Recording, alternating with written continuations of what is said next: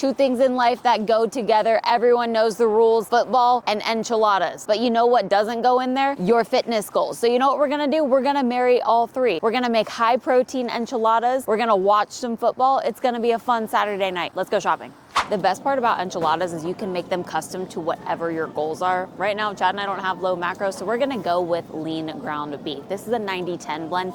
If you wanted to go leaner, you could go for some 96.4, you could go fatty, or you could go chicken. Comment if you are a beef fan or a chicken fan.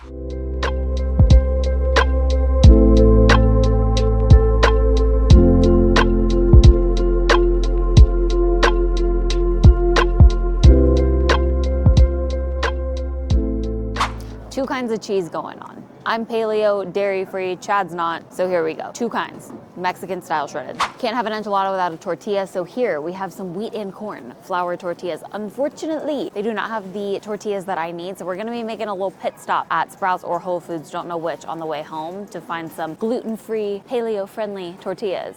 But these look bomb for Chad. And unfortunately, they're out of enchilada sauce too, so we will be heading to the other grocery store in 3, 2, 1. Made it to Whole Foods. We are here grabbing the enchilada sauce. Clearly, we are getting the superior sauce here. This is the red enchilada sauce. It is so much better than the green, but for mine, I got a little surprise for you guys. I'm so excited about this. We are home and ready to start cooking. So we just have the meat in these pans. This one is Chad's, this one is mine, so that they can cook separately and we can create recipes for both of them to make them super easy to track. I'm using a rubber spatula here because if you end up using a wooden utensil, it's a little bit porous and you can end up getting some bacteria, some germs in there, and wood kind of holds onto it. So if you guys have rubber, I recommend it. Now that the beef is almost done cooking, I'm gonna put half of a can of diced green chilies in each of them to flavor.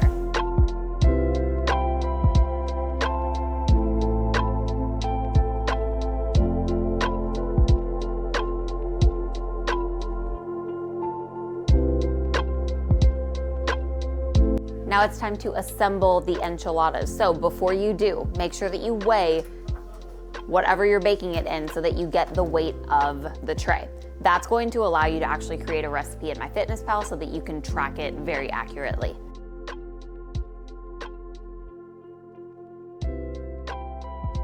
Just gonna put a modest amount of beef in here. You want to be careful to not overstuff it because then they won't roll.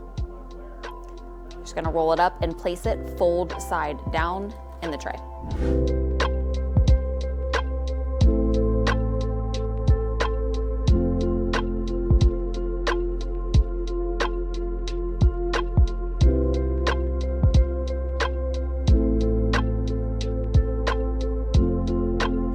Enchiladas is that the hard work is completely done. Now we just top it with enchilada sauce and some cheese and we'll pop it into the oven. Pro tip, if you guys have a jar, flip it upside down, tap it like that, and it'll break the air seal, so it's so much easier to open.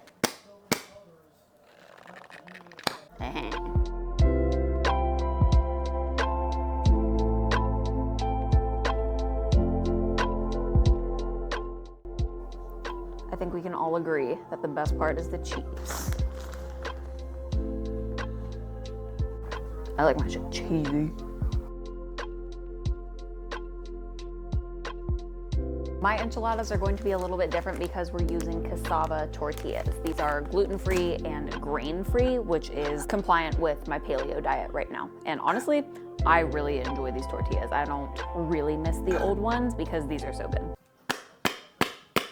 I'm also choosing to top my enchiladas with something different than just enchilada sauce. We're going with a mole negro sauce. I am such a fan of mole, and I think it'd be so good on some enchiladas. Oh, you can smell the chocolate and the chili.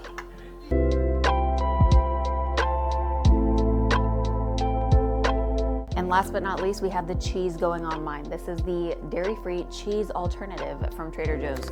Dairy-free cheeses are definitely hit or miss, so I'm hoping that Trader Joe pulls through. He didn't get us with the enchilada sauce, but maybe he'll redeem himself with this cheese.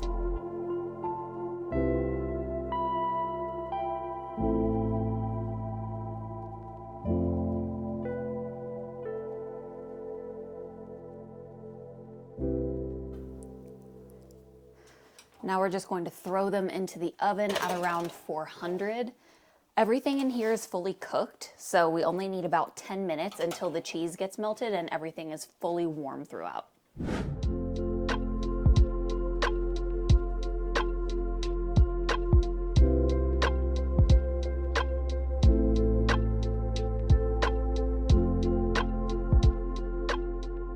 We called an audible and we decided to use the 96.4 beef that we got at Trader Joe's instead to make them more macro friendly for you guys. So in one enchilada of Chad's, we have 22 protein, 30 carb, and 10 fat. I will also be having 3 enchiladas tonight, and the macros on mine are better. So we have 15 protein, 19 carb, and 8.5 fat for one enchilada.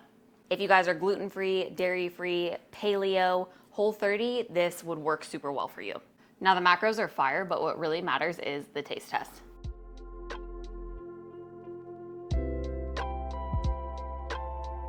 The beef with the mole and the cheese.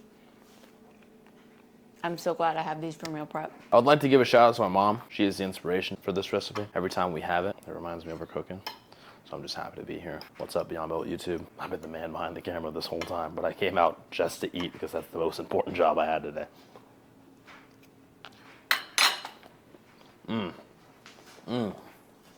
Y'all better try this.